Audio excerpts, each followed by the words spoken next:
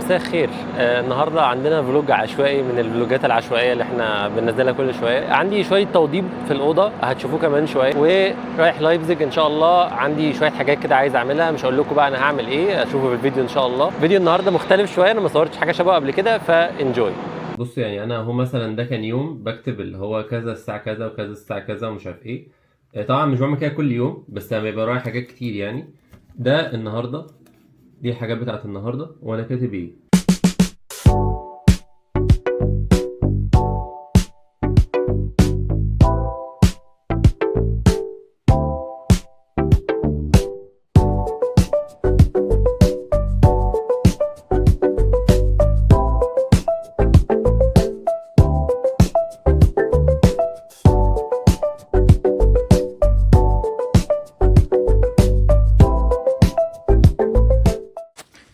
معايا مفاجأة النهاردة لجمهور اليوتيوب. جبت هذا الواي بروتين علشان بقيت بروح الجيم حاليا، فمكمل غذائي جيد جدا بصراحة. كنت نزلت فيديو على الانستجرام وانا بستخدمه لأول مرة، والناس كتير بينت لي قد ايه انا جاهل. انا نفسي اتكلم في المايك.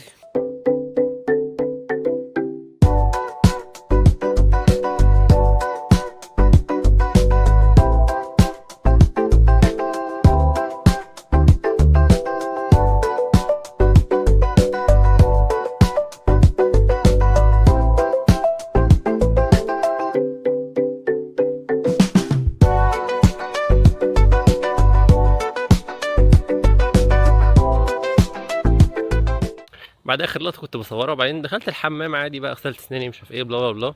بعدين فكرت كده، هو ازاي في بشر حرفيا بيخشوا الحمام وبيصوروا من جوه الحمام؟ يعني انا عارف ان هم مش بيصوروا وهم اكشلي بس هم بيصوروا مثلا وهم وات ايفر بقى واقفين على الحوض بيعملوا وات ايفر ايا كان يعني.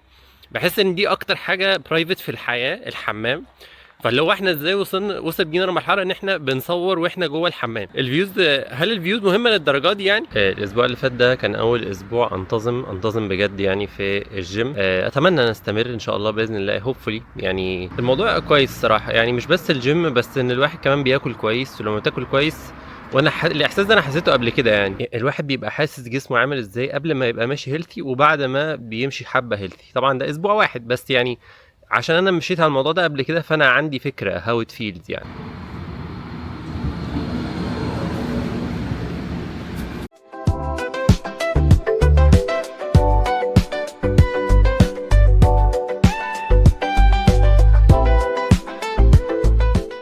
طبعا لايبزيج هي تعتبر الشيخ زايد بتاعتنا، يعني ان هو فكره، عارفين كل الناس بتروح تخرج يا اما في التجمع يا اما في الشيخ زايد. دريسدن ولايبزيج هما التجمع والشيخ زايد بتوع كيمنتس. كيمنتس ايه بقى معرفش، يعني انا مش عايز اغلط في اي حاجه في مصر بصراحه يعني كل واحد بقى يحدد هو بالنسبه له كيمنتس عباره عن ايه. في واحد بيتفرج عليا عشان بصور.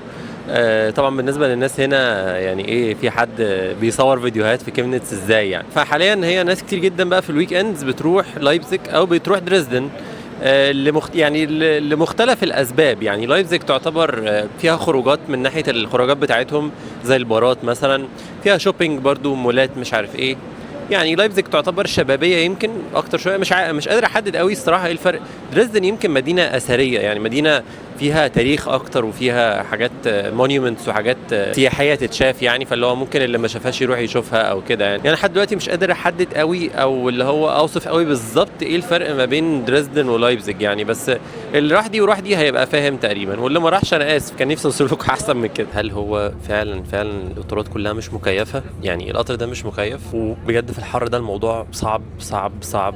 يعني انا مش عارف اصلا التهويه بتاعته زي الزفت. فانا مش عارف هل القطارات كلها اللي هي بتاعت الدي بي، مش القطارات بتاعت الاي سي اي وكده يعني، هل دي كلها مش مكيفه؟ مش عارف. اعتقد ان لا، في منهم مكيف، بس وضع صعب جدا الصراحه في الحر ده.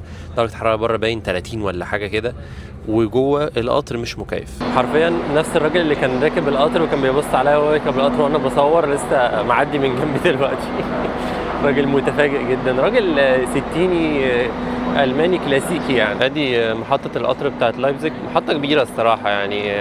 اعتقد هي تاني اكبر محطه بعد محطه برلين باين. في تحت بقى شبه مول يعني، مليان بقى محلات اكل وسوبر ماركتس ومش عارف ايه. وده بقيه المحطه اهو، فيها 23 بلاتفورم يعني للقطارات. طيب انا لسه مش هقول لكم انا هجيب ايه، بس انا هقول لكم احنا عايزين نروح اماكن ايه تحديدا. وبصراحه انا برضو مش عايز اطول، فعايزين نروح ايه؟ عايزين نروح H&M وبرايم مارك، كل واحد منهم عايزين نجيب منه حاجه معينه. ايه هي الحاجه دي بقى؟ ستي تيون دي، احنا حرفيا اهو خلاص يعني في ظرف 10 دقايق هنبقى هناك، مش 10 دقايق في الفيديو، 10 دقايق في الحقيقه.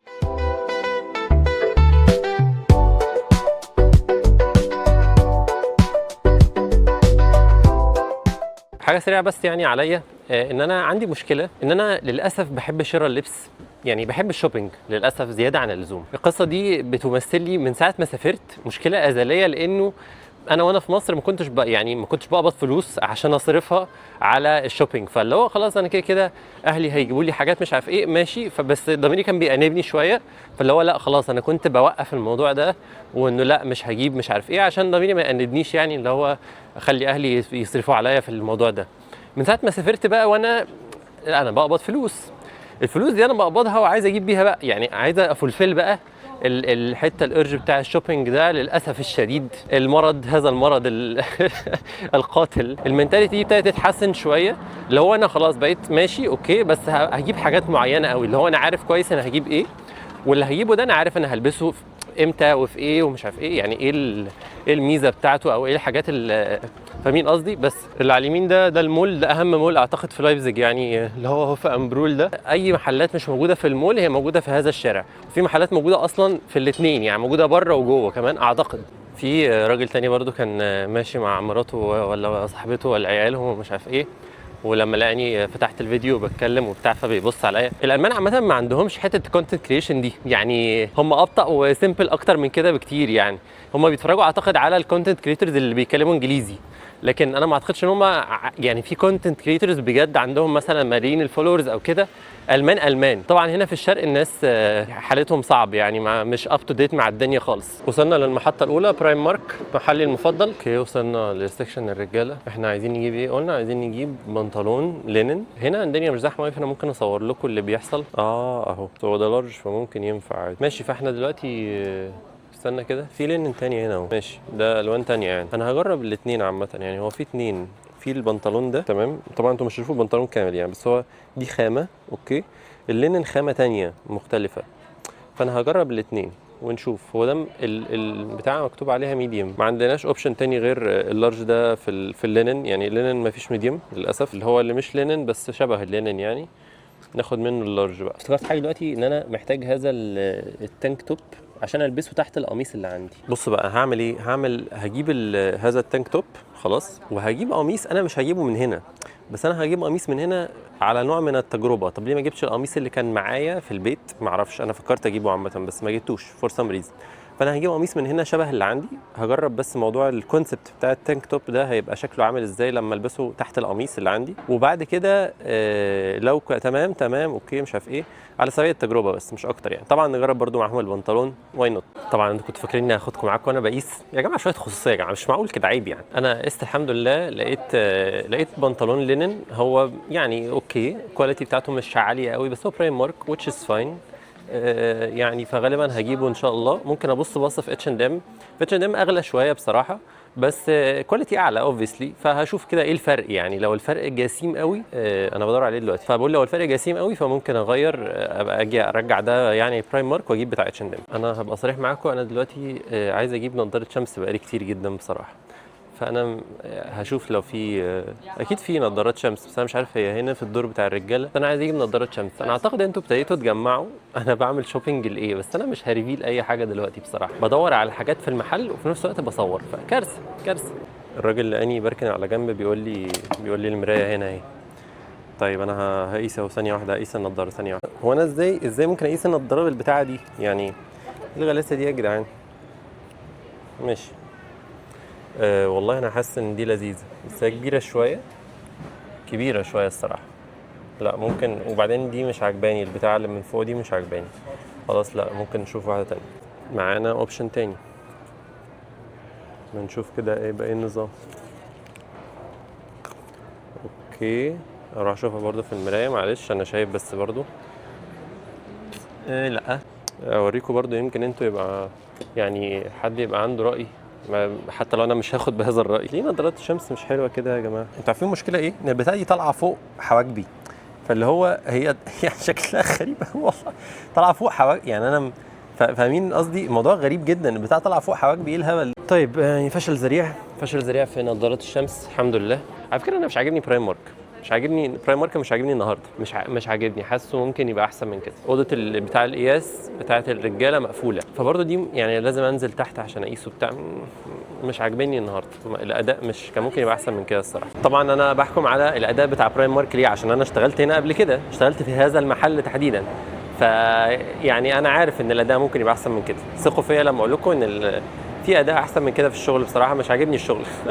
هروح احاسب بقى على البنطلون ونتجه الى H&M علشان نشوف ايه الوضع هناك. الناس كلها بتبص لي النهارده مش عارف في ايه. يعني واحد عربي برضه في برايم مارك، عرفت انه عربي عشان كان ماشي ومراته محجبه وشكله عربي، بس مش مصري. ما اعتقدش ان هو مصري، يعني لو كان مصري كان كلمني. بص لي برضه بصه استحقار كده لما لقاني بصور وانا في برايم مارك، فاللي هو مالك يا ريس؟ يعني انا بجد ببقى عايز اغلط بقى في الناس. بص يعني خلاص الالمان وطز، خلاص انا بالنسبه لي بتعامل بجد اكن الالمان مش موجودين. بس انت كشخص عربي بتبص لي كده ليه؟ يعني بص لي كذا بصه وبص لي من فوق لتحت، فاللي هو مالك يعني. طيب احنا حاليا في H&M. انا بص بقى عايز اجيب قميص مشابه لده، مش زي ده يعني، مش ده قصدي، بس اللي هو ايه، في قميص مقلم معين كده هدور عليه دلوقتي. وبرده عايزين نبص على البنطلونات، لو في بنطلون لينن، اعتقد ان ده لينن تقريبا. ده لينن وشكله كواليتي احسن من بتاع برايم مارك، وشكله كمان عليه سيل. اوبا خطر الكلام ده خطر جدا يا جماعه. هو غالبا عليه سيل علشان ما فاضلش غيره، يعني هو ده اكس لارج. انا ممكن اخده واسال لو في حد عنده فكره. يعني انا طبعا اشتغلت برضه في H&M قبل كده، فالمفروض هم بيبقى عندهم هذا النوع من الانفورميشن، انه لو في مقاس تاني يعني. طيب يعني ابديت، هو باد نيوز وجود نيوز في نفس الوقت. الباد نيوز ان ما كانش فيه القميص اللي انا عايزه، بس فيه القميص ده، فانا هجرب القميص ده. والبنطلون ده هجربه برضو، مجرد تجربه، مش عايز اجيبه قوي الصراحه، بس هجربه. والتانك توب ده بدل التانك توب بتاع ما عجبنيش بتاع برايم مارك، هنجرب دلوقتي. بس في بتاع كده. معلش يا جماعه، ايه رايكم في البتاع دي؟ انا عجباني عامه والله، عجباني. اروح ابص عليها في المرايه، حاسس لطيفه. باكت هات. فيها بس بحار شويه. لما شفت وداني ما عجبتنيش، مش عارف. استنى ده اجيب نظاره شمس. بصوا هل بنضاره الشمس الموضوع احسن شويه؟ بس هي بصوا المشكله ايه بقى، انا بجد عندي مشكله مع قياس نظارات الشمس في المحلات. يعني هي شغاله نظاره الشمس دي اكشلي مش وحشه خالص عامه، تصدقوا والله. يعني مع ان طبعا هي القياس بس رخم شويه. معلش ثانيه واحده طبعا. والله العظيم. بس هي النضاره هي غريبه. بص من بعيد شويه كده، عشان انا كنت برضه مقرب شويه. بص من بعيد شويه، شكلها اوكي عامه من بعيد شويه. حاسس انا بعك، مش عارف.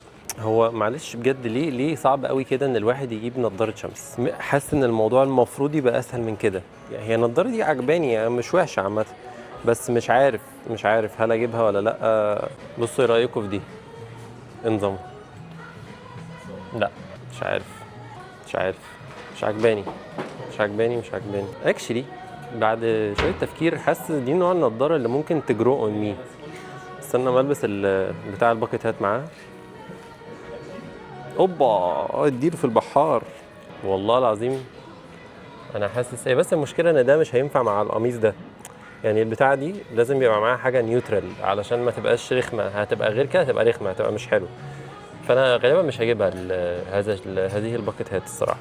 بس انا ممكن اجيب النضاره دي اكشلي عجباني. هجيبها. طيب خلاص خلصنا H&M، خارجين اهو. جبت زي ما قلت، جبت القميص. مش عارف انا قلت لكم ولا لا، مش فاكر والله. المهم يعني ان انا قست القميص والتانك توب طلعوا حلوين، فجبت القميص والتانك توب، وما جبتش بقى البنطلون اي كلام ده. هو كان وايلد كارد الصراحه، يعني انا كنت بجربه، بس انا كده ما كنتش هجيبه يعني بنسبه كبيره. زائد انه الجماعه بتوع H&M بقى قال لك ايه فاتيه بقى، قال لك انه احنا في كذا نوع من اللينن. في لينن بلند، وفي لينن مش عارف ناتشرال لينن. الناتشرال لينن ده اغلى من اللينن بلند، فاللي هو صباح الفل يعني. انتوا بتقولوا ايه يا جدعان؟ المهم ان احنا كده يعتبر خلصنا المهمه. هو عامه المحلات دلوقتي بقى معظم الحاجات اللي فيها اونلاين، وده فعلا بالدليل القاطع. يعني برايم مارك هو المحل الوحيد اللي انا اعرفه، اعتقد ما فيش محلات تانية ما عندوش اونلاين. اعتقد يمكن تي كي ماكس برضه ما عندوش اونلاين تقريبا، مش متاكد. المهم يعني ان خلاص كده احنا خلصنا المهمه في لايبزيج الحمد لله. الساعه دلوقتي واحده يعني 2 الا تلت تقريبا، فالقطر ميعاده كام؟ القطر ميعاده 2 وتلت علشان نروح نرجع كيمنتس ان شاء الله. واعتقد كويس يعني، ما قعدتش كتير، انا وصلت 11 ونص، قعدت يعني بتاع ساعتين مثلا، اوكي يعني بسيطه. ما تنسوش تعملوا لايك وشير وسبسكرايب وتفعلوا زر الجرس علشان يوصلكم ان شاء الله الفيديوهات القادمه. ان شاء الله في فيديوهات جايه بقى، يعني انتوا شفتوا انا عملت شوبينج النهارده اهو، فممكن تقدروا تخمنوا الفيديوهات الجايه دي ممكن تبقى ايه، يعني الفيديوهات اللي جايه بعد ده على طول. وبس كده، خلوا بالكم من نفسكم، واشوفكم ان شاء الله المره الجايه في فيديو جديد.